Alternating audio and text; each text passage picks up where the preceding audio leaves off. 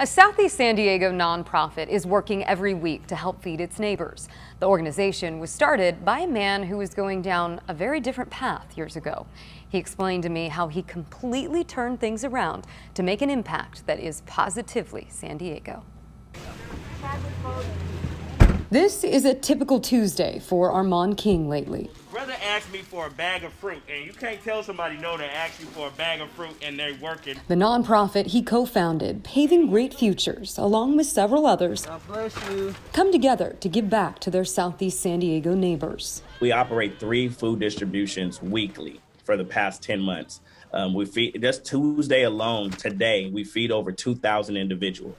This work is very different from what King used to do in his neighborhood. Impoverished, marginalized communities grow up optionless. Pimping and prostitution became the cool thing. It was in. He ended up serving time in prison on marijuana-related convictions.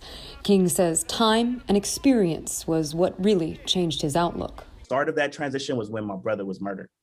I was in prison at the time. When he got out, he says he started seeing young people just like him head into a life of crime and realized the cycle of death and incarceration was continuing. Eventually, he started Paving Great Futures, which works to reach out to those in underserved communities, provide mentorship and resources to help young people realize their full potential. We had to be the change. We know the problem so close, we were part of the problem. So now it's time to be part of the solution. King says Southeast San Diego is where his heart remains, and he knew once the pandemic began, he had to do something to help. He says he can't imagine spending his time any other way now. thank you, have a good day.